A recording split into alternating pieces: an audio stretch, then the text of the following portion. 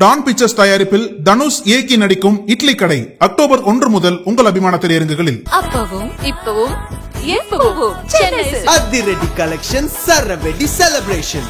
GT Holidays, South India's #1 travel brand. You know you are special when you're with GT Holidays. எங்களுக்கு தெரியாது இந்த பொண்ணுக்கு இந்த மாதிரி காதல் அதெல்லாம் இருந்திருக்குது. கடைசி நிமிஷத்தில் தான் நாங்கள் கண்டுபிடிச்சோம். இந்த பையன் நீ எனக்கு அந்த பொண்ணை தரலைன்னா நான் இதே இடத்துல நான் தூக்கு போட்டு நான் செத்து போயிடுவேன் பாரு, அப்புறம் நீ என் பணத்தை தான் தத்தா பார்ப்பேன். நமக்காக ஒரு பையன் தற்கொலை பண்ணிக்கிறேன்னு சொல்கிறானே அப்படின்னு. நீங்கள் வேலை செய்யும் போது அந்த பணத்தை கொண்டு வந்து அம்மாட்ட கொடுங்க. இந்த பாரு, இந்த அதிகாரம்லாம் நீ பண்ணக்கூடாது, நான் எப்படி இருப்பனோ அப்படி தான் இருப்பேன். அவங்க சொல்கிறாங்க பாரு, 3 மாதம் வரைக்கும் நீ கருத்தரிக்கிறாத, கொஞ்சம் உன்னுடைய உடம்பு சரியாகட்டும்னு சொன்னாங்களே. ஆமாம் மேடம், நான் சொன்னேன் மேடம், இவர் தான் கேட்கவே மாட்டேங்கிறார் மேடம். ஒரு 3 மாதத்துக்குள்ளார 2 முறை கருக்கலைப்பு நடந்தால் அந்த பெண் என்னத்துக்கு ஆவான்னு சொல்லணும். வீட்டுக்குள்ளேயே இருக்கிறது அல்லது வெளியே சுற்றிக்கிட்டு கண்ட பசங்களோட சேர்ந்துக்கிட்டு தண்ணி போடுறது, இதெல்லாம் எனக்கு பிடிக்கல. நீ என்ன பெரிய படிப்பாளியா, என்ன பெரிய மகாராணி மாதிரி பேசுகிற, இந்த குடும்பத்தில் தானே பிறந்த, உன்னை பற்றி எனக்கு தெரியாதா அப்படின்னு சொன்னேன்.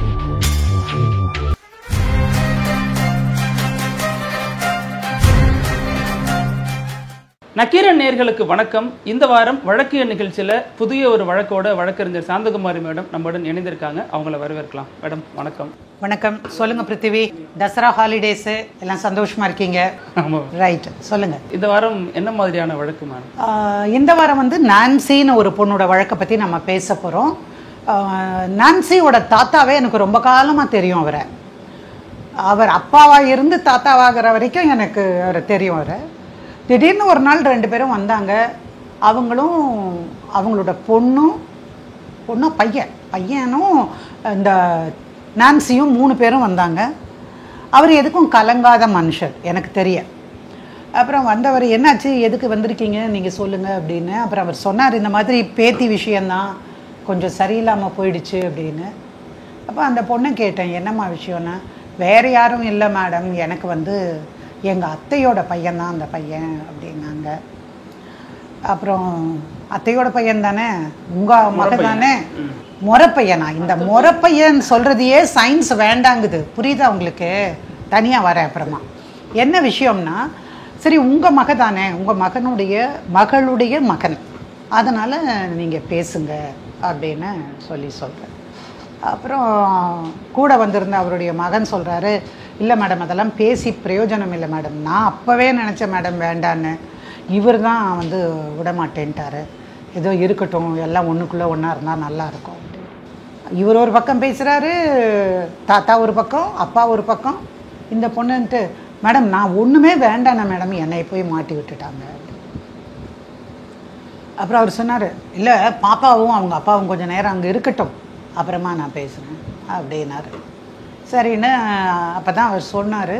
அவங்க 2 பேரையும் அனுப்பிட்டு அவர்கிட்ட நான் பேசின போது சொன்னார், இல்லை எங்களுக்கு தெரியாது இந்த பொண்ணுக்கு இந்த மாதிரி காதல் அதெல்லாம் இருந்திருக்குது, அதை நாங்கள் வெளியே சொல்ல விரும்பலை, கடைசி நிமிஷத்தில் தான் நாங்கள் கண்டுபிடிச்சோம் அப்படின்னு. அந்த பொண்ணு அது மாதிரிலாம் ஒன்றுமே சொல்லலையே, ரொம்ப சின்ன பொண்ணாக தெரியுது நான்சி அப்படின்னு. இல்லைம்மா, காலேஜில் படிக்கும்போதே ஒரு பையனோட கொஞ்சம் பழகினதில் அவங்களுக்குள்ளர கொஞ்சம் உறவு ஏற்பட்டிருக்குது. இது எப்படியோ அசந்தர்ப்பமாக அதை நாங்கள் பார்க்க போய் நோட்டில், ரஃப் நோட்லேயோ ஏதோ ஒரு நோட்டில் ஒளிச்சு வச்சு ஏதோ எழுதிட்டு இது மாதிரி இருந்த பொண்ணு, அதை என் பொண்ணு என் மருமக பார்த்துருக்கா. அதை பார்த்துட்டு தான் அப்புறம் சொன்னாங்க. ஏன் அப்படி தான் இருந்தால் என்ன, நீங்களாம் ரொம்ப முற்போக்கான ஆளுகளாச்சே அப்படின்னு, பேசாமல் அந்த பையனுக்கே நீங்கள் கல்யாணம் பண்ணி வச்சுருக்கலாம். எனக்கு ஒன்றும் கிடையாது, பட் என்னுடைய மகனும் மருமகளும் அது எப்படி, நாம் பேர்லேயே உங்களுக்கு தெரிஞ்சிருக்கோம், நம்ம கிறிஸ்துவர்கள், அதனால் நமக்கு கிறிஸ்துவ முறைப்படி இருக்கணும். பையன் அப்படியே காதலிச்ச பொண்ணு கிறிஸ்துவனை காதலிச்சிருந்தா கூட நான் சரின்னு சொல்லுவேன் அப்படின்னு சொல்லிட்டாங்க. அப்புறம் குடும்பத்துக்கு ரொம்ப கேவலம் வந்துடும் அப்படின்னு நினைக்கிறாங்க. நான் நினைக்கலாலும் வீட்டில் இருக்கிற பெண்கள்லாம் நினைக்கிறாங்க. அதனால் நான் வேறு வழி இல்லாமல் சரி எதையாவது ஒன்று பண்ணுங்கன்னு நான் வெளியே வந்துட்டேன். அப்புறம் அதை கட் பண்ணி ஏதாவது செஞ்சுருப்பாங்க தானே, உங்களுக்கு தெரிஞ்ச விஷயம் தானே. அதுக்கப்புறம் வீட்டில் இருந்திருக்கா, அந்த பொண்ணு கல்யாணம் வேண்டான்ட்டாலாமா. இதுதான் பேசிக்கான விஷயம். அந்த பொண்ணுக்கு முன்னாடி அவங்க சொல்ல விரும்பலை, அது தேவையே இல்லை. அந்த பொண்ணு தானே அதில் பார்ட்டி, அது நல்லா சொல்லியிருக்கலாம். அப்புறம் அந்த விஷயத்தை பேசும்போதெல்லாம் தன்னை பற்றி அசிங்கப்படுத்துகிறாங்கன்னு அவள் ஃபீல் பண்ணுறாங்க. அதனால தான் மேடம் என் பொண்ணு இருக்கும்போது வேண்டாம் அப்படின்னு நினச்சிருப்பாரு எங்கள் அப்பா அப்படின்னாரு. சரி வாங்க இப்போ விஷயத்த சொல்லுங்கங்க, கல்யாணம் நல்லா நடந்தது அப்படின்னு. எப்படி குடும்பத்துக்குள்ளே பேசும்போது இந்த விஷயம் இவங்க பொண்ணுக்கும் காது எட்டியிருக்குமா இல்லையா? அப்போ தான் சரி அந்த பொண்ணுக்கும் தெரிஞ்சுதானே இருக்கும் அப்படின்னு. இல்லை அந்த பையன் தான் என்கிட்ட வந்து கேட்டான், ஏன்னா எங்கள் குடும்பத்திலேயே இந்த பொண்ணு தான் ரொம்ப அழகான பொண்ணு, நல்லா பேசுவா, இங்கிலீஷில் எல்லாம் பேசுவா. அவங்க ஒரு ஹவுசிங் யூனிட்டில் இருக்கக்கூடிய குடும்பம். அவங்களுடைய சமூக சூழல், பொருளாதார சூழல் அதை வச்சே நம்ம தெரிஞ்சுக்கலாம். அப்போ அந்த மாதிரியான இடத்துல ஒரு பொண்ணு அழகாக இருந்தால் அந்த பையனுக்கு நம்ம கல்யாணம் பண்ணிக்கணும். ஆனால் முதல்ல இருந்தே வந்து பொண்ணோட அப்பாவுக்கு என்னென்னா, சே நம்ம பையன் பொண்ணு இவ்வளோ அழகாக இருக்கிறா, நல்லா படிச்சிருக்கா, நல்லா வேலைக்கு போவா, இவன்லாம் ஈக்குவலா அப்படிங்கிற மாதிரி மாமாவுக்கு, மாமா தானே அந்த பையனுக்கு அப்படின்னு இருந்திருக்கு. அதனால் அதெல்லாம் அந்த பேச்சே வேண்டாம் அப்படின்னெல்லாம் சொல்லியிருக்காங்க. ஸோ இந்த விஷயம் தெரிஞ்சிருக்குன்னு தெரியுது. அப்புறம் அந்த பையன் வந்து இவ கல்யாணம் பண்ணாங்க வீட்டில் இருக்கிறத பார்த்துட்டு, அப்புறம் நானே கல்யாணம் பண்ணிக்கிறேன் மாமா அப்படின்னு கேட்டான்.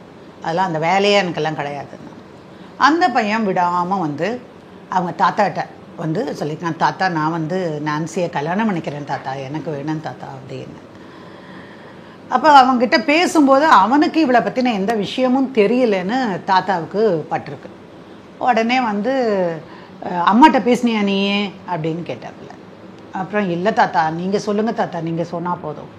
சரி நான் பேசிக்கிறேன் இப்போ அப்படின்னு. அப்புறம் வீட்டில் வந்து உட்காந்து தன்னுடைய மகன்கிட்டையும் மருமகிட்டையும் சொல்கிறாங்க, இப்போ நடந்ததெல்லாம் நடந்து போச்சு, இதுக்கு வந்து வேறு விதமாகலாம் நம்ம பார்த்துட்ருக்கிறத காட்டிலும் நம்ம சொந்த அக்கா தங்கச்சி எல்லாரும் இல்லையா, அதனால் விஷயம் வெளியே போகாமல் இங்கேயே முடிஞ்சிடும். நான் சொன்ன கேளுங்க, பையனுக்கு ஏதாவது ஒரு வேலையை நம்ம வாங்கி கொடுத்துடலாம். இல்லை அவன் இப்போவே வந்து சரியான வேலை செய்யாமல் ஃப்ரெண்ட்ஸோட சுற்றிக்கிட்டு இருக்கிறான். என்னப்பா நீ சொல்கிற, இவ்வளோ நல்ல பொண்ணை நான் பெற்று வச்சுருக்கிறேன், இவ்வளோ கொண்டு போய் அவன் பார் காம்பவுண்டு வால் மேலே உட்காந்துக்கிட்டு போகிற வர பொண்ணுக்கிட்டையெல்லாம் வந்து பொறுக்கித்தனம் பண்ணிகிட்டு இருக்கிறான், அவனை போய் என் பொண்ணை கொடுக்க சொல்கிறியே அப்படின்னு. அப்படி இல்லை ராஜா, இன்றைக்கி இருக்கிற சூழ்நிலை உனக்கும் தெரியும் எனக்கும் தெரியும். இந்த பொண்ணு எனக்கு கல்யாணமே வேண்டாம், நான் அதை தவிர வேறு எதையுமே நான் நினைக்கல, உங்களுக்காக தான் நான் எல்லாத்தையும் விட்டேன், அதுக்காக என்ன இது மாதிரிலாம் பண்ணாதே. சரின்னு கொஞ்சம் அமைதியாக போயிடுச்சு. அப்புறம் ஒரு வாரம் கழித்து வந்து அந்த பையன் வந்து பேசியிருக்கிறான் தாத்தா கிட்ட. என்ன தாத்தா சொன்னான், இல்லைப்பா கொஞ்சம் நாள் போகட்டும் அப்படின்னு சொல்லியிருக்காரு. இந்த பையன் நீ எனக்கு வந்து அந்த பொண்ணை தரலைன்னா நான் இதே இடத்துல நான் வந்து தூக்கு போட்டு நான் செத்து போயிடுவேன் பாரு, அப்புறம் நீ என் பொணத்தை தான் தாத்தா பார்ப்பேன். தாத்தாமார்களுக்கு எப்போவுமே பேரன்கள் பேத்திகள் மேலே எப்பவும் அதிகமான அன்பு இருக்கும். அதனால் டேய் முட்டாள்தனமாக பேசாதடா, கொஞ்சம் நாள் போகட்டும் போ அப்படின்னு. திரும்பவும் அடுத்த நாள் வந்து தன்னுடைய மகன்கிட்டையும் பேசுகிறாங்க, மருமகள்கிட்ட. இந்த பாரு அவன் தற்கொலை பண்ணிக்கிறேன்னு சொல்கிறாங்க. இந்த பொண்ணு அதை கேட்டுக்கிறான், சே நமக்காக ஒரு பையன் தற்கொலை பண்ணிக்கிறேன்னு சொல்கிறானே அப்படின்னு. அப்புறம் பார்த்தா அந்த பையன் வீட்டில் சாப்பிட்றது இல்லையாமா, அவங்க அம்மா வந்து அவங்க அப்பாட்ட தாத்தா கிட்ட சொல்கிறாங்க, அப்பா அந்த பையன் சாப்பிட மாட்டேங்கிறான், ஒன்றும் பண்ண மாட்டேங்கிறான், நான் செத்து போகிறேங்கிறா, நான் எவ்வளோ நேரம் வீட்டுக்கு காவல் இருக்கட்டும், ஏன்பா இப்படி பண்ணுறீங்க அப்படின்னு. அப்போ எல்லாரும் பேசுகிறாங்க. பேசிட்டு சரி நான்சி நீ சொல்லுமா அப்படின்னு. இல்லை அவன் எனக்காக உயிரே விடுறாங்கிறான், அதனால் என்னப்பா நான் கல்யாணம் பண்ணிக்கிறேன் அப்படின்னு சொல்கிறாப்புல. தாத்தாக்கிட்டையும் அப்பாக்கிட்டையும் சொல்கிறான். சரி கல்யாணம் பண்ணுறாங்க. 10 பவுன் போட்டாங்களாம். 10 பவுன்னாலே பெரிய விஷயந்தான் அந்த குடும்பத்துக்கு. அப்போ ஒரு 2 பவுனை மாப்பிள்ளைக்கு போட்டு கல்யாணம் பண்ணாங்க. கிறிஸ்துவ முறைப்படி பாதிரியார் முன்னிலையில் வச்சு அதெல்லாம் திருமணம் நடக்கிறது. திருமணம் நடந்து ஒரு மாதம்லாம் அவ்வளோ சந்தோஷமாக அந்த பையன் இருந்தான். இந்த பொண்ணு கூட பழசெல்லாம் எல்லாம் மறந்துட்ட மாதிரி அவன் தனக்கு தெரிஞ்சு இங்கிருந்து வந்து நீ வா நம்ம தடான்னு ஒரு இடம் இருக்காம அங்கெல்லாம் போயிட்டு வராங்க. அப்புறம் இங்கேருந்து பிச்சாவரம் போகலாம்ப்பான்னு இதான் அவங்களுடைய ஹனிமூன் ஸ்பாட்டு. அப்படியெல்லாம் போகிறாங்க, சந்தோஷமாக இருக்கிற மாதிரி தான் தெரியுது. பட் அது ஒரு 22 டேஸ் ஆகும்போதே, ஒரு மாதம் அப்படின்னா அந்த ஒரு 22 டேஸ் ஆகும்போதே அவனுக்கு கொஞ்சம் பொண்ணுக்கு வருத்தம் இருக்குது. ஏங்க நீங்கள் இங்கேயே இருக்கீங்களே, நீங்கள் என்ன வேலை செய்கிறீங்க? இல்லை நான் அந்த சாமில்ல வேலை செஞ்சுட்டு இருந்தேன் அப்படின்னு சொல்கிறான். சரி எவ்வளோ சம்பாதிக்கிறீங்க? அதை கொண்டு வந்து வீட்டில் கொடுத்தா தானே ஆகும் அப்படின்னு. எதுக்கு நான் வீட்டில் கொடுக்கணும்? அம்மா இருக்காங்க, அம்மா பார்த்துப்பாங்க, நான் எதுக்கு கொடுக்கணும்? எங்க நானும் வந்திருக்கிறேன், வீட்டினுடைய கஷ்டம் எனக்கு புரியுது, இவ்வளோ நாள் இருந்ததில் நீங்கள் வேலை செய்யும்போது அந்த பணத்தை கொண்டு வந்து அம்மாட்ட கொடுங்க, நம்ம அத்தனை பேரும் சாப்பிட வேண்டாமா அப்படின்னு கேட்குறான். இந்த பாரு, இந்த அதிகாரம்லாம் நீ பண்ணக்கூடாது, நான் எப்படி இருப்பேனோ அப்படி தான் இருப்பேன் அப்படிங்கிறான். அப்புறம் இந்த பொண்ணு வந்து தாத்தா கிட்ட சொல்கிறா, தாத்தா என்ன வேலைக்கு போகிற மாதிரி தெரியலையே தாத்தா, பணம் கொடுக்க மாட்டேங்கிறாருன்னு. இல்லைம்மா ஏதோ போகிறான்னு. இல்லை தாத்தா நீ கூட வா, நீ என்னோட அப்படின்னு சொல்லி அந்த சாமில்னு சொன்னான்னா அந்த ஏரியாவில் ஒரு 2-3 இருக்குது. அந்த 2-3 இடத்துக்கு போய் கேட்டிருக்காரு. ஒரு இடம் கேட்ட உடனே தாத்தா சொல்லிட்டாரு, வேண்டாம்மா நீ கூட வராத, அது நல்லா இல்லை, நீ வீட்டுக்கு போனால் எல்லாம் விசாரிச்சுட்டு வந்தார். எந்த இடத்துலையுமே அந்த பையன் வேலை செய்யலை. இவளுக்கு ஷாக்காக போயிடுது, என்ன இப்படி கொண்டு வந்து என்னை விட்டுட்டீங்களே தாத்தா அப்படின்னு. அதெல்லாம் ஒன்றும் இல்லை, அவனுக்கு ஒரு வேலை வாங்கி கொடுத்துலாம், நீ கவலைப்படாது. வேலை வாங்கி கொடுக்கும்போது என்ன தகுதி சொல்லுவீங்க சார்? படிப்பு இருக்கணும், இவ்வளோ படிச்சிருக்கணும், எக்ஸ்பீரியன்ஸ் இருக்கு, இவ்வளவு எக்ஸ்பீரியன்ஸ் இருக்கு, எனக்கு இது தெரியும், கம்ப்யூட்டர் தெரியும், இதெல்லாம் தானே நாலேஜ்னு சொல்லக்கூடிய விஷயங்களே அடிப்படையான மனிதர்களுக்கு நான் சொல்றேன். அதுக்கு மேல தேவைப்படுறது வேற. ஒரு சாதாரண வேலைக்குன்னு இதையாவது பண்ண, எந்த தகுதியுமே இல்லாம, படிப்பு ஒரு சர்டிபிகேட்டும் இல்லாம, அதெல்லாம் அவங்க அம்மா அத்தனை கஷ்டப்பட்டு காலேஜுக்கெல்லாம் அனுப்பி தான் வச்சிருக்கிறாங்க. காலேஜுக்கு போறதுனாலயே ஒருத்தன் டிகிரி ஹோல்டர் ஆக முடியாதுல்ல, அதனால அதுவும் இல்லை. ஸோ எங்கே வேலை கேட்டாலும் ரொம்ப ஆர்டினரியான ஒரு வேலை தான் கிடைக்கும். அது கூட வாங்கி கொடுக்கலாம், தப்பு கிடையாது. மூட்டை இழுக்கிறவங்க கூட தன் பொண்டாட்டி பிள்ளையோட குடித்தனம் பண்ணலையா? இல்லை, அவன் மனுஷன், உழைத்து சம்பாதித்து தன் குடும்பத்தை காப்பாற்ற வேண்டும் என்று நினைக்கிறவன். ஆனால் இவர் எப்படின்னா அந்த மாதிரிலாம் கிடையாது. வீட்டில் ஏதாவது இருந்தால் எடுத்துகிட்டு போய் அதை செலவு செய்கிறதுக்காக இருக்கிறார். அப்போது இவன் மறுபடியும் கோவிச்சுக்கிறான், நீ வந்து வேலைக்கு போகலன்னா நான் வந்து உன்னோட வாழவே நான் விரும்பலை. அது எப்படி நீ சொல்லுவ? எனக்கு இப்போ எனக்கு குழந்தை வேணும் அப்படி. அதெல்லாம் கிடையாதுங்க, நீங்கள் முதல்ல ஒரு வேலைக்கு போயிட்டு வாங்க, அப்புறம் வந்து நம்ம குடித்தனம் பண்ணலாம் அப்படின்னு அவ சொல்கிறான். இவன் போகிறான், நான் வேலைக்கு போகிறேன்னு சொல்கிறான், ஒன்றுமே நடக்கலை. இதுக்கு நடுவில் அந்த பொண்ணு ப்ரெக்னென்ட் ஆகிடுறாங்க. ப்ரெக்னென்ட் ஆன உடனே அவங்க வீட்டில் இருக்கிற பெரியவங்க கூட்டிகிட்டு போகிறாங்க. அப்போவாது இந்த பையன் கூட வரணும், வரல.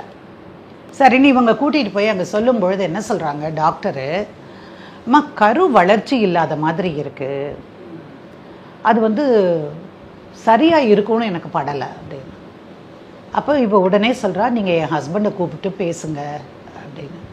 அம்மா இது பேசணுங்கிற அவசியமே இல்லை, இருந்தாலும் நீ கூப்பிடு. இப்போ நமக்கு இந்த 10 வருஷத்துக்குள்ளே தான் இந்த செல்ஃபோனு விஷயங்கள்லாம். இவங்க கல்யாணம் பண்ணது 11, அந்த டைமில் அது இல்லை. அப்போ அவங்க ட்ரை பண்ணுறாங்க, வேறு யாருக்கோ ஃபோன் பண்ணி அவன் அங்கே இருப்பான் பாரு, இங்கே இருப்பான் பாருன்னு தேடுறாங்க. எங்கேயுமே பையன் வந்து கிடைக்கிறதில்ல. ஏதாவது ஒரு இடத்துல ஒழுக்கமாக வேலை பார்த்தா அங்கே இருக்கும், இல்லை இந்த இடத்துல இருப்பான்னு சொல்லலாம், எதுவுமே இல்லை. அதனால் பையன் வரதில்லை.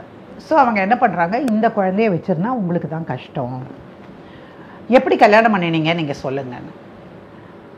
அத்தை மகனும் மாமன் மகளும் கல்யாணம் பண்ணது. நெருங்கின சொந்தத்தில் திருமணம் பண்ணினாக்க, நீங்கள் கொஞ்சம் நேரத்துக்கு முன்னாடி கேட்டிங்களே முறை பையன், அது என்ன முறை பையன்? சயின்ஸ் சொல்லுது முறை பையனை கல்யாணம் பண்ணாதே அப்படின்னு. நம்ம நாட்டில் ரொம்ப காலமாக அது ஒரு பழக்கமாக போயிடுச்சு, எல்லா கம்யூனிட்டியிலும் இல்லை. நம்ம தமிழ்நாட்டில் சில கம்யூனிட்டிகளில் அது அக்கா பொண்ணை கல்யாணம் பண்ணிப்பாங்க, தங்கச்சி பொண்ணு. ஸோ வந்து அந்த மாதிரி கல்யாணம் பண்ணதுனால இது இருக்கக்கூடும்னு நான் நினைக்கிறேன். எதுக்கும் அதையெல்லாம் நம்ம பரிசோதனைக்கு அனுப்பலாம். ஆனாம்மா நீ உன்ற உடம்பு ரொம்ப வீக்காக இருக்க, நீ ஒழுங்காக சாப்பிட மாட்டியா, ஒரு 3 மாதத்துக்கு ப்ரெக்னென்ட் ஆகாமல் பார்த்துக்கோ, நல்லா சாப்பிடு, சத்தான ஆகாரம் சாப்பிடு. ஏன்னா ஒரு பொண்ணும் கருக்கலைப்பின் போது நிறைய ரத்தத்தை இழக்கிறான், அதோடு அவளுடைய பலம் வந்து கொஞ்சம் குறைஞ்ச மாதிரி தான் இருக்கும். அது ஒரு பெரிய தொல்லையான ஒரு விஷயம் சார். நம்ம சாதாரணமாக அபார்ஷன்னு சொல்லிட்டு போயிடுறோம், அதை தாங்குகிற பெண்ணுக்கு தான் அதனுடைய வலி வேதனை எல்லாமே தெரியும். சரின்னு சொல்லிட்டு கூட்டிகிட்டு வந்துடுறாங்க. கூட்டிகிட்டு வந்ததுக்கப்புறம் இவன் எங்கேயோ 2 நாள் சுற்றி அடித்து அப்புறம் வீட்டுக்கு வரும்போது வந்த உடனே கேட்குறான் பொண்டாட்டியை, எனக்கு குழந்தை வேணும்னு சொன்னேன், நீ என்ன பண்ணிட்டு வந்திருக்க? எங்கள் அம்மா சொன்னாங்க. ஏன்பா நீ கூட வந்திருக்க வேண்டியது தானே எக்ஸாமினேஷனுக்கு, கிளினிக்கல் எக்ஸாமினேஷனாலோ அல்லது ஏதோ ஒரு டெஸ்ட்டுக்கு போகணுன்னாலோ நீ கூட வந்து, நீ தானே என் புருஷன், நீ பணம் கட்டி என்னை கூட்டு வந்திருக்கணும். நீ ஒன்றுமே செய்யலை. உன்னை கூப்பிடலான்னா கூட நீ எங்கேயுமே கிடைக்கல. நீ சொல்லு, நீ இந்த வேலை செய்கிற இந்த இடத்துல 10 மணிலேருந்து 6 மணி வரைக்கும் அந்த கம்பெனிக்குள்ளே தான் இருப்பேன்னு சொல்லு. நம்ம கூப்பிட்டு சொல்லலாம். நீ போய் தாத்தாவை கேளு, எங்கள் அப்பாவை கேளு, எல்லாரும் உனக்கு ட்ரை பண்ணாங்க, இந்த மாதிரி சொன்னாங்க. டாக்டர் அம்மா ஸ்கேன் எடுத்து பார்த்துட்டு இதெல்லாம் சொன்னாங்க. இப்போது வேறு வழி இல்லை, அபார்ட் பண்ணணும். என்ன கேட்காம நீ எப்படி அபார்ட் பண்ணதாச்சு? இந்த குழந்தைய உனக்கு எப்போ உருவாச்சு? என்ன அடிப்படையான கேள்வி பாருங்க. கேட்டவுடனே அவளுக்கு மனசு ரொம்ப நொந்து போயிடுது. நீ சரியான வார்த்தையில் நீ பேசலை, நீ பேசுறது சரியில்லை, நீ இதோடு இந்த பேச்சை விட்டுடு. இல்லை, என் குழந்தைய அடிக்கிறதுக்கு உனக்கு யார் உரிமை கொடுத்தா? அதே எப்படி தாத்தாவும் உங்கள் அப்பனும் சொன்னால் நீ செஞ்சிருவியா? அவங்கெல்லாம் சொல்லலை, டாக்டர் சொன்னாங்க, வேற வழி இல்லைன்னு சொன்னாங்க. நீ வேணா போய் பாரு, அதை டெஸ்ட்டுக்கு அனுப்புறேன்னு சொல்லியிருக்காங்க, அந்த ரிசல்ட்டும் வரட்டும் அப்படி. அப்புறம் ஒரு 2 நாள் சரி சரி நீ கோச்சுக்காத அழுகாத அப்படின்னு சொல்லிட்டு அடுத்து கடைசியில் அந்த சண்டை முடியும் போது கலவி காமம் தான் அங்கே நிற்கும். அப்போ அவன் வரான், அவன் வந்து சொல்லிடுறான், no it is not possible. ஏன்னா டாக்டர் சொல்லிட்டாங்க நான் வந்து கருத்தரிக்க கூடாது. 2வது நான் இப்போ தான் முடிச்சுட்டு வெளியே வந்திருக்கேன். எனக்கு இந்த காயம் ஆறுறதுக்கே எனக்கு வந்து கொஞ்சம் நாள் ஆகும். ஒரு 5 நாள் 10 நாள் 15 நாள்னு ஒரு குறிப்பிட்ட நாள் ஆகும். அதுக்கப்புறம் தான், அதுவும் கூட பாதுகாப்பான உறவு இல்லைன்னு நான் மறுபடியும் கருத்தரிக்க கூடாது. என்னுடைய கருப்பை வந்து வீக்காக இருக்கும். அதனால் நீ அதெல்லாம் பார்க்கணும். நான் தமிழ் ஏன் சொல்கிறேன்னா மற்றவங்களுக்கு புரியணும் உங்களுக்கு. ஸோ சொல்கிறான், நான் கேட்கவே மாட்டேங்கிறான். அப்புறம் இவன் எந்திரிச்சு வெளியே வரவும், அவன் பின்னாடியே துரத்தவும், அப்புறம் அவங்க அம்மா பார்த்துட்டு ஏங்கன்னு இப்படியெல்லாம் பண்ணுறீங்க அப்படிங்கவும் இதெல்லாம் நடக்குது. எப்படியும் 1 நாள் தடுக்கலாம், 2 நாள் தடுக்கலாம். வேற ஒருத்தர் கிடையாது, தாலி கட்டிய மனைவியும் கணவனும் இல்லையா? அதில் அவ்வளோ தூரம்னு சொல்லி அடுத்த 3வது மாதத்துக்குள்ளே இன்னொரு கரு உருவாயிடுது. நிறைய பேருக்கு ஒரு நினப்பு என்னன்னு கேட்டிங்கன்னா, சரி இப்படி சொல்லியிருக்காரு, நீங்கள் உடலுறவு வைக்கிறீங்கன்னு வச்சுக்கோங்களேன், அப்போ கூட நீங்கள் வந்து காண்டோம் யூஸ் பண்ணலாம், சேஃப் செக்ஸ் அப்படிங்கிறது அதுதானே, அந்த மாதிரி நீங்கள் பண்ணியிருக்கலாம். இல்லை எனக்கு குழந்தை வேணும் அப்படின்னு சொன்னால், ஒன்று இப்போ தான் டாக்டர் சொல்லியிருக்காங்க இதில் வந்து பிரச்சனை இருக்குன்னு, அதில் என்னென்னு டெஸ்ட்டுன்னு தெரிஞ்சு எல்லாம் பார்த்துட்டு எப்போ அது வேணுமோ அப்போவாது குழந்தை பெறுவதற்கான ஏற்பாடுகளை நீங்கள் செய்யலாம். அதுக்கு முன்னாடி வரைக்கும் தடுப்பதற்கான வழிகளை நீங்கள் ஆய்ந்திருக்க வேண்டும். அப்போ ஒரு பெண் அப்படிங்கிறவளை எப்படி பார்க்குறாங்கன்னா, அவள் வந்து அனுபவிப்பதற்காக மட்டுமே படைக்கப்பட்டவள், போகப்பொருளா, commodity. She is a commodity, that's all, nothing else. So என்ன நினைக்கிறாங்க, அது அந்த அடிப்படையில் இதாகிடுச்சு. இப்போ 2வது தடவை நீங்கள் எங்கே போவீங்க சார்? டாக்டர்கிட்ட தானே போவீங்க மறுபடியும். அப்போது இவன் என்ன சொல்கிறான், அந்த டாக்டர்கிட்ட நீ வரக்கூடாது, போகக்கூடாதுன்னு சொல்லிட்டு இவர் வேறு டாக்டர்கிட்ட கூட்டிகிட்டு போகிறாங்க. அப்போ வழக்கமாக என்ன பண்ணுவாங்க, எல்லா டாக்டருமே விசாரிப்பாங்க, அம்மா இது எத்தனாவது பிரசவம், இல்லை இப்போ தான் நான் என்ன காரணம்னு கேட்கும்போது அவன் சொல்கிறேன், இந்த மாதிரி எனக்கு ஏற்கனவே நான் கருவுற்றேன், நான் வந்து ப்ரெக்னென்ட் ஆகிருக்கேன்னு தெரிஞ்சதுக்கப்புறம் டெஸ்ட்டுக்காக என்னை கூட்டிகிட்டு வந்தாங்க, அப்புறம் என்னாச்சுமா மெடிக்கல் ரெக்கார்ட்ஸ் எல்லாம் எங்கே அப்படின்னு கேட்குறாங்க. இந்த மாதிரி அந்த டாக்டர்கிட்ட போனோம், அவங்க வந்து ஸ்கேன் பண்ண சொன்னாங்க, ஸ்கேன் பண்ணி பார்த்த பிறகு இப்படி இருக்குது, இந்த நடந்த கதையெல்லாம் சொல்கிறேன். யார் அந்த டாக்டர் அப்படின்னு அவங்க கேட்குறாங்க. இப்போ நான் சொல்கிறேன், டாக்டர் சுகீர்த்தா. இது அவங்க இல்லை, டாக்டர் பேர் அது இல்லை, நான் ஒரு பேர் வச்சுருக்கேன். இப்போ டாக்டர் சுகீர்த்தா கிட்ட நான் போகிறேன். சுகீர்த்தாவா? அவள் எனக்கு தெரிஞ்ச பொண்ணாச்சு, என்னோட கிளாஸ்மேட் மாவோ, அவள் எனக்கு ரொம்ப டியர் ஃப்ரெண்டு அப்படியா அப்படின்னு சொல்லிட்டு இவங்க பேசிகிட்டு இருக்கும்போதே டக்குன்னு அந்த அம்மா ஃபோன் பண்ணி, சுகீர்த்தா உன்னோட கேஸ் ஒன்று இங்கே வந்திருக்கியா, என்னையா ஆச்சு அப்படின்னு கேட்குறாங்க. See, they were close friends and அதனால் அந்த அம்மா இவங்க கிட்ட சொல்கிறாங்க இதுதான் நடந்தது. ஐயோ அந்த பொண்ணு மறுபடியும் ஆயிடுச்சா, பாவண்டி அப்படின்னு அவங்க சொல்லியிருப்பாங்க போல். சரி, இந்த அம்மா வந்துட்டு, ஏம்மா உனக்கு தான் சொல்லி அனுப்புனாங்களே, அவங்க சொல்கிறாங்க பாரு, 3 மாதம் வரைக்கும் நீ கருத்தரிக்கிறாத, கொஞ்சம் வந்து உன்னுடைய உடம்பு சரியாகட்டும்னு சொன்னாங்களே. ஆமாம் மேடம், நான் சொன்னேன் மேடம், இவர் தான் கேட்கவே மாட்டேங்கிறார் மேடம், வீட்டில் சண்டை போட்டு பின்னாடி எல்லாம் வராரு மேடம், மற்றவங்க எல்லாம் பார்க்கும்போது புருஷன்னா அப்படித்தான் இருப்பான், எல்லாருக்கும் இதெல்லாம் வந்திருக்கும், நீ என்ன பெரிய மாதிரி காட்டிக்கிற, அதெல்லாம் திட்டுறாங்க மேடம், வேறு வழியே இல்லாமல் இந்த மாதிரி ஆயிடுச்சு மேடம் அப்படின்னு. என்ன சொல்லுவாங்க அந்த டாக்டர்? அறிவில்லையான்னு கேட்பாங்க. அனுபவமா சார்? இல்லை மேம், அந்த கதைக்குள்ளே பூந்துட்டோம் மேம். கதைக்குள்ளேயே போந்துட்டீங்களா? Very good. சரி, அப்புறம் என்னாச்சு? அவங்க வந்து கேட்குறாங்க, ஏன்பா நீ படிச்சு வந்தானே? ஆமாம் மேடம், டிகிரி வரைக்கும் படிச்சிருக்கேன் அப்படின்னு. இந்த பொண்ணை இப்படி திரும்பி பார்க்குறான். டாக்டர்ஸ்க்கு தெரியாத ஒரு சைகையிலே கண்டுபிடிச்சிடறான். சரி, நீ படிச்சவன் தானேப்பா? அவன் சொன்னாளா அவங்ககிட்ட இந்த மாதிரி எல்லாம் பிரச்சனை இருக்குன்னு சொன்னாளா? அப்புறம் ஏன்பா இந்த மாதிரி நடந்துக்கிற அப்படின்னு. இல்லை டாக்டர், கொஞ்சம் தப்பாயிடுச்சு, சாரி டாக்டர். டாக்டர், இது நம்ம சேவ் பண்ண முடியாதுங்களா டாக்டர்? எனக்கு குழந்தைன்னா ரொம்ப ஆசை டாக்டர். உனக்கு குழந்தைன்னு ஆசை, ஆனால் அதுக்கு முன்னாடி உன் பொண்டாட்டி மேலே உனக்கு ஆசை இருக்கா? அவள் உயிரோடு இருக்கணும்னு ஆசை இருக்குதா? அல்லது பிறக்கிற குழந்தை நல்லா இருக்கணும்னு ஆசை இருக்கா? அப்படி இருந்தால் நம்ம ஸ்கேன் பண்ணி பார்ப்போம். ஸ்கேன் பண்ணி பார்த்துட்டு அதில் என்ன இருக்குது, நல்லா இருக்குது, குழந்தை கரு வளர்ச்சி இருக்குதுன்னு தெரிஞ்சால் நம்ம வந்து அதை பார்த்துக்கலாம். இல்லைன்னா நம்ம வந்து என்ன செய்யணுமோ அதை தான் செய்ய முடியும். நான் ஒன்றும் கடவுள் கிடையாது, சரியா? நல்ல குழந்தையாக பிறக்கணும்னு நினச்சி தான் சொல்கிறேன். நீங்கள் 2 பேரும் சந்தோஷமாக இருக்கணும். சரின்னு ஒத்துக்கிறோம். ஸ்கேன் போகிறாங்க, பழைய படிக்கும் பிரச்சனை இருக்கிற மாதிரி அந்த அம்மாவுக்கு படுது. சரி, 10 நாள் கழித்து போயிட்டு வாங்க, நான் பார்க்குறேன். ஸோ அந்த ஃபீட்டஸ் வந்து அந்த 12 வாரத்துக்குள்ளே நம்ம இது மாதிரி பண்ணணும் அப்படிங்கிறதுனால அது வரைக்கும் கூட ட்ரை பண்ணி பார்க்கலாம் வளர்ச்சி இருக்கா என்ன. ஸோ எல்லாம் பார்த்து முடிக்கும்போது தான் அந்த டாக்டர் அம்மா சொல்கிறாங்க, அந்த ஏற்கனவே கொடுத்த ரிப்போர்ட்டை கேட்டிருக்காங்க. டாக்டர் சுகீர்த்தா கிட்டே இருந்து இந்த புது டாக்டர் அம்மா கேட்டிருக்காங்க. அவங்க சொல்லியிருக்காங்க, இந்த மாதிரி இந்த காரணத்தினால தான் இது இருந்திருக்கக்கூடும்னு நான் நினைக்கிறேன்னு. ஸோ அதை பார்த்துட்டு ஸ்கேனையும் பார்த்து ரிப்போர்ட்டையும் பார்த்ததுக்கப்புறம், இங்கே பாருப்பா, இப்போவும் அந்த பொண்ணுக்கு இருக்கிற கருவை நீ கலைச்சி தான் ஆகணும், வேறு வழியே கிடையாது இப்போ. ஏன்னா அதனுடைய உருவ அமைப்பு உருவாக்கும் போது எப்படி இருக்கும்னு தெரியும், ஸ்கேனில் பார்த்தா எங்களுக்கு தெரியும், சரியா? அப்போ அதெல்லாம் பார்க்கும்போது அப்புறம் இன்னும் ஹார்ட் பீட் எல்லாம் நாங்கள் டெஸ்ட் பண்ணுவோம். இதெல்லாம் இருக்கும்போது அவங்களுக்குன்னு சில மெத்தட் இருக்கும். நான் என்ன டாக்டரா என்ன? அதனால் இதெல்லாம் பார்க்கும்போது இல்லை, நான் வந்துச்சுன்னா நம்ம வந்து கட்டாயம் வந்து கலைச்சி தான்ப்பா ஆகணும். அவன் என்ன சொல்லுவான், சரிங்க மேடம் அதே மாதிரி பண்ணலாம். டெஸ்ட் பண்ணாங்க, 10 நாள் கழித்து வர சொன்னாங்க, 15 நாள் கழித்து வர சொன்னாங்க. அப்புறம் சொன்னாங்க, அம்மா இந்த குழந்தை உனக்கு வேண்டாம், உன் வீட்டுக்காரரை கூட்டிகிட்டு வா, அவரை வர சொல்லி உட்கார சொல்லு, ஸ்கேனில் என்ன ரிப்போர்ட் இருக்குதுன்னு காட்டுறேன். அவரை உட்கார வச்சு படத்தையெல்லாம் காட்டி இந்த இடத்துல எப்படி இருக்குது இப்படி என்னென்னமோ பேசி அந்த குறிப்பிட்ட கால கெடு இருக்குது, அது வரைக்கும் தான் கரு கலைக்கவே முடியும். அதனால் அந்த அடிப்படையில் கரு கலைச்சிட்டாங்க. சரி, இது 2வது. ஒரு 3 மாதத்துக்குள்ளார 2 முறை கருக்கலைப்பு நடந்தால் அந்த பெண் என்னத்துக்கு ஆவான்னு சொல்லணும். ஸோ ரொம்ப வலியும் வேதனையும் உடம்பு பற்றினிய அந்த அந்த கவலையும், இல்லைப்பா எனக்கு வேண்டாம், இப்போதைக்கு எனக்கு எதுவுமே வேண்டாம், நான் போய் எங்கள் அம்மா வீட்டில் இருக்கேன், நீ இங்கே இரு, கொஞ்ச நாள் கழித்து நம்ம 2 பேரும் பார்க்கலாம், நீ சும்மா வந்து பார்த்துட்டு போ, தாத்தா வீடு தானே, அதனால் நீ வந்து பார்த்துட்டு போ.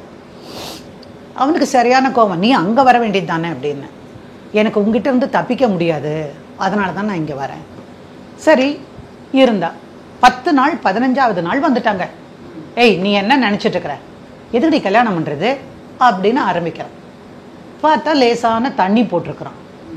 அப்புறம் தாத்தா கூப்பிட்டு அவன் பேரை சொல்லி, நீ வா வெளியே, நீ இங்கே வா நம்ம பேசலாம் அப்படின்னு தள்ளி தள்ளி கொண்டு போய் ஒரு டீ கடையில் போய் டீயை வாங்கி கொடுத்து சாதாரணமாக அது. அப்புறம் இல்லை தாத்தா, நான் கல்யாணம் பண்ணியிருக்கல தாத்தா, வீட்லேயாவது இருக்கணும் இல்லை தாத்தா, என் கூட இருக்கலாம்ல தாத்தா அப்படின்னுலாம் இல்லை. அதான் சொன்னார் இல்லைப்பா டாக்டரு, உனக்கு அப்படி தான் இருக்கும், நீ சொல்கிறது கரெக்டு, இந்த பொம்பளைங்க அப்படி தான் அப்படின்லாம் சொல்லிட்டு நான் எப்படியும் சமாதானம் பண்ணி அனுப்புகிறேன், கொஞ்சம் டைம் கொடு அவளுக்கு அப்படி. ஸோ அப்படி இப்படின்னு 1 மாதம் வரைக்கும் தள்ளினாங்க சார். அடுத்தாப்புல மறுபடியும் வந்துட்டான். மறுபடியும் வந்து இவ சொல்லிட்டா, என்னால் முடியாது, நான் வரமாட்டேன். எப்படி வருவேன், எப்போ வருவேன் நீ என் பொண்டாட்டி தெரியுமா, எனக்கு அத்தனை உரிமை இருக்குது, எல்லாம் உரிமை இருக்குது, உனக்கு ஒரு கடமை இருக்குது, உனக்கு தெரியுமா அப்படின்னு கேட்டேன். என்ன கடமை, நான் என்ன செய்யலை, முதல்ல உருப்படியாக ஒரு வேலைக்கு போ, வேலைக்கு போய் மாசமான இவ்வளவு சம்பாதிக்கிறேன்னு சொல்லு, நீ என் கையில் கொடுக்க வேண்டாம், உங்கள் அம்மா கையில் கொடு. நான் எப்படி இதெல்லாம் இத்தனை செலவு ஆகிருக்கே, நீ ஏதாவது ஒரு பைசா நீ செலவழிச்சியா? 2 டாக்டருக்கும் ஆனது, அபார்ஷன் செலவு எல்லாம் எங்கள் அம்மா வீட்டில் தான் பார்க்குறாங்க, தாய் வீட்டில் தாண்டி அதெல்லாம் பார்ப்பாங்க. இதை மட்டும் சட்டமாக உனக்கு பேச தெரியுது, புருஷன்னா சம்பாரித்து கொடுக்கணும், இல்லை நான் வேலைக்கு போகிறேன், எதுக்கு வேலைக்கு போய் வேற ஏதாவது விஷயத்தில் மாட்டிருக்கான்னு கேட்டான். அப்போது அவனுக்கும் அந்த விஷயம்லாம் தெரிஞ்சிருக்கு, முதல்ல நடந்த விஷயமும் தெரிஞ்சிருக்கு. அதுக்கப்புறம் பேசுகிற வார்த்தைகள் எல்லாம் பின்னி பின்னி முன் தொடர்பையோ அதையும் வச்சு வார்த்தைனா வார்த்தை ரொம்ப பேசுகிறான். வேலைக்கும் போக மாட்டேங்கிறான், எதுவும் இல்லை. அப்புறம் அவங்க அத்தை ஒரு நாள் வராங்க. அவனுக்கு புருஷன் தானடியே, அவனுக்கும் வேணும் தானடி தோணும், நீ வா நான் பார்த்துக்கிறேன் ஜாக்கிரதையா. அத்தை போன தடவை என்ன பண்ணாங்கன்னு பார்த்தீங்கல்ல அத்தை அப்படின்னு.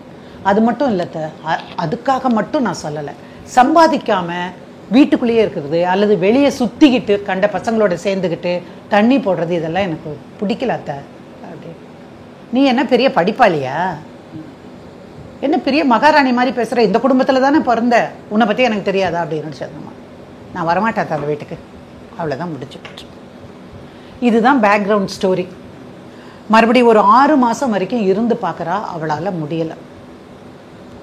திரும்ப அதுக்கப்புறம் தான் இங்கே பேசுகிறதுக்கு வந்தாங்க. இல்லைம்மா நீ கொஞ்சம் யோசி, ரொம்ப ஷார்ட் டைமாக இருக்குது, நமக்கும் கல்யாணம் ஆகி 1 வருஷம் முடியணும், அதனால் கிறிஸ்டியன் ஆக்ட் படி இப்போ இல்லை, அந்த அடிப்படையில் கொஞ்சம் இருந்து யோசித்து பாரு, கொஞ்சம் திருத்த பாருங்க அப்படின்னு சொல்லிட்டு அந்த தாத்தா கிட்ட சொன்னேன். அவர் பேர் சொல்லி அழைச்சி கொஞ்சம் அவனுக்கு ஏதாவது ஒரு வேலை வாங்கி கொடுங்க அப்படின்னு.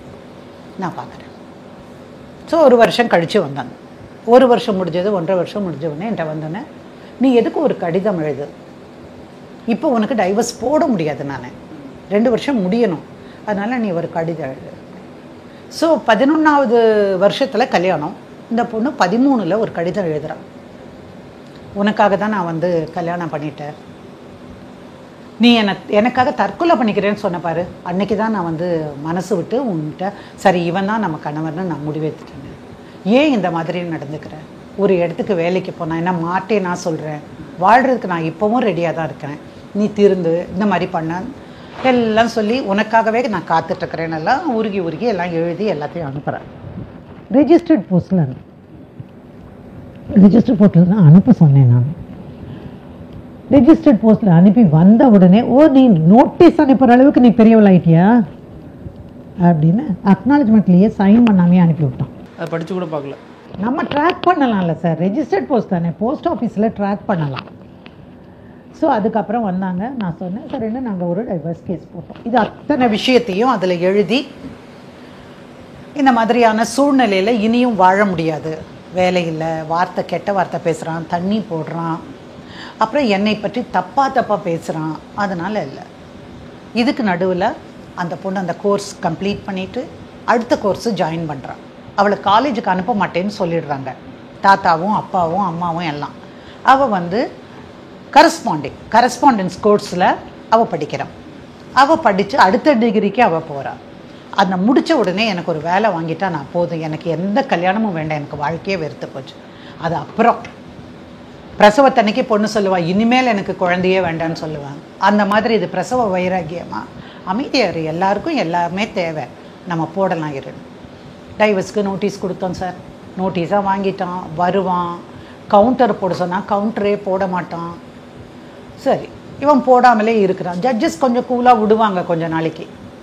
அப்புறம் சரின்னு நீ ஒரு மெயின்டெனன்ஸ் போடு. அவன் வேலைக்கு போகல, அவனால் ஒரு பைசா கூட கொடுக்க முடியாது, பட் ஜட்ஜும் புரிஞ்சுக்கணும். ஸோ மெயின்டெனன்ஸ் போட்டு மெயின்டெனன்ஸ்க்கு நோட்டீஸ் அனுப்பணும். அந்த நோட்டீஸும் அவன் வாங்கலை. அப்புறம் பார்க்குற வரைக்கும் அவன் பார்த்துட்டு இவங்க என்ன பண்ணாங்க, அவங்க தாத்தா அவங்க அப்பா எல்லாம் போய் அவங்க இந்த பையனுடைய அம்மா கிட்ட பேசுகிறாங்க. ஒத்து வரலன்னு அப்புறம் நான் என்ன பண்ணட்டும், நான் எவ்வளவோ சொல்லிட்டேன், எனக்கு அந்த பொண்ணை வந்து விடுறதுக்கு எனக்கு மனசே இல்லை அப்படின்னு அவங்க அம்மா சொல்கிறாங்க. சரி உனக்கு மனசு இல்லைல்ல, நீ எப்படி அவ்வளோ பெரிய வார்த்தை கேட்ட, அப்படி கேட்டிருக்கக்கூடாதல்ல, யாருக்கும் வாழ்க்கையில் தப்பே இல்லையா. அப்புறம் அவங்க அப்பா கேட்டார், நான் உன்னை பற்றி பேசிட்டுவான், ஆனால் என் பொண்ணை பற்றி நான் பேசக்கூடாது, தப்பாக எல்லாம் பேசக்கூடாது, நீயாவது ஒரு அனுசரணையாக இருந்திருந்தால் அந்த பொண்ணு வந்திருப்பாள். இப்போ கூட அவள் லெட்டர் எழுதுறா, உன் பையனுக்கு ஏன் பதில் எழுத முடியல, இல்லை நீ நேராக வந்து கூட்டிகிட்டு போக வேண்டியது தானே, உன் மருமக தானே கூட்டிகிட்டு போக வேண்டியது தானே. இல்லையே நான் எப்படி கூட்டிகிட்டு போவேன், அவள் தான் வேலை இல்லைன்னா வரமாட்டேங்க. ஆமாம் வேலை இல்லாதவனுக்கு எப்படி நான் கொடுப்பேன் பொண்ணை அப்படின்னு ஆன வரைக்கும் பேசுகிறாங்க. இல்லைல்ல அதெல்லாம் முடியாது, மெயின்டெனன்ஸ் கேட்டிருக்காளமே, அவகிட்ட அவள் பணம் வாங்கட்டும் பார்த்துக்கலான்னு. பணமும் கொடுக்க மாட்டேன், வேலைக்கும் போக மாட்டான் அவன், என் பொண்ணோட வாழ்க்கை என்ன ஆகுறதுன்னு இவங்க அப்பா வந்து கேட்குறாரு, ஏங்கா இப்படி பண்ணுறீங்க நீங்கள் அப்படின்னு. ஒரு பைசா கூட தர முடியாது, நீ என்னுடைய நகையை திருப்பி கொடுத்துரும், என் நகையெல்லாம் திருப்பி கொடுத்துட்டேன்னா நீ ஒன்றுமே கொடுக்க வேண்டாம், அவள் படித்து அவள் வேலைக்கு போய் சம்பாரித்து வாழ்ந்துப்பா, எனக்கு தயவு செய்து நீ வந்து டைவர்ஸ்க்கு சொல்லு. அப்புறம் அந்த பையனையும் கூப்பிட்டு வச்சு பேசினாங்க. பேசினதுக்கப்புறம் சரின்னு ஒத்துக்கிட்டான்னு வைங்க.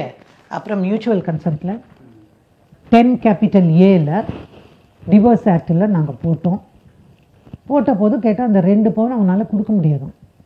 ஏயா கொடுக்க முடியாதுன்னா என்றைக்கோ விற்று குடிச்சாச்சோம். 10 பவுனில் பாதி இங்கே தான் வச்சுருந்தான்.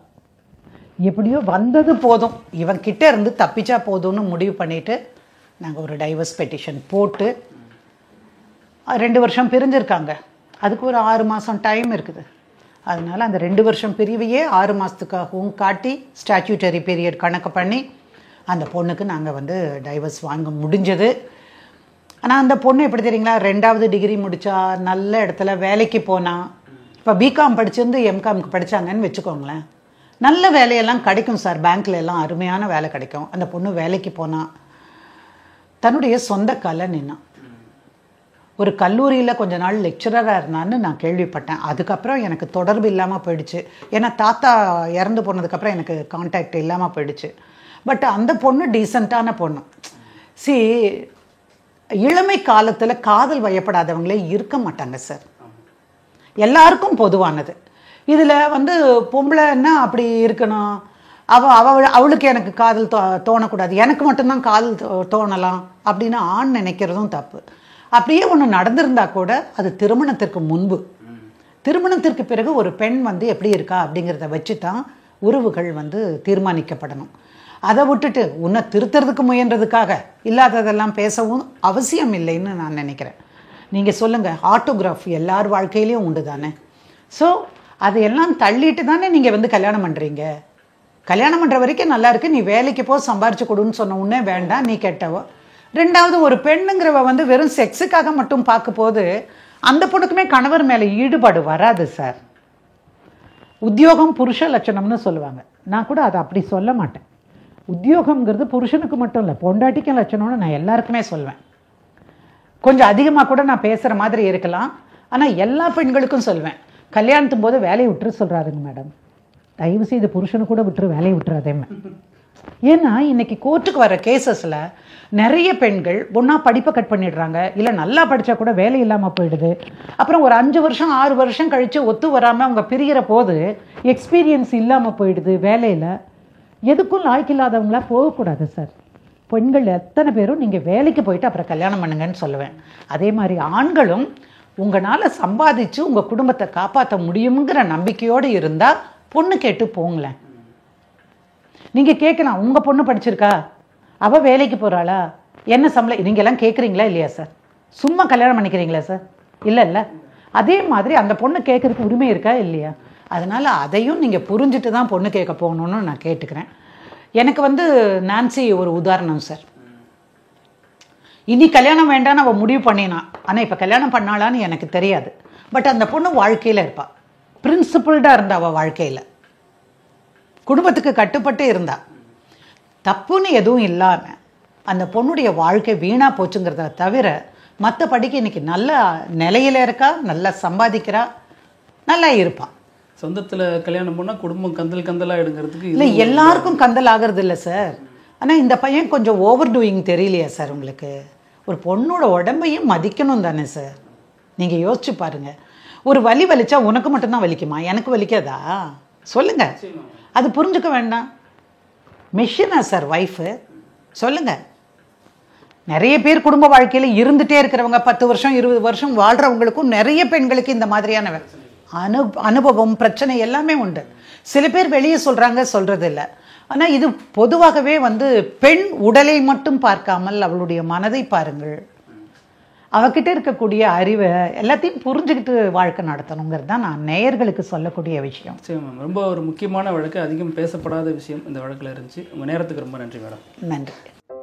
நக்கீரன் டிவிக்கு சப்ஸ்கிரைப் செய்யுங்கள். உங்கள் ஆதரவே எங்கள் பலம். ஆசிரியர்களுக்கு நண்பனாகவும் மாணவர்களுக்கு ஆசானாகவும் திகழும் தேர்வு வழிகாட்டி ஒவ்வொரு பாடத்திற்கும் அனுபவமிக்க ஆசிரியர்களின் துல்லியமான தெளிவான விடைகள். CNC இருக்கு, தேர்வு பயம் எதற்கு? இது தீரன் பப்ளிஷிங் ஹவுஸ் விற்பனை வெளியீடு.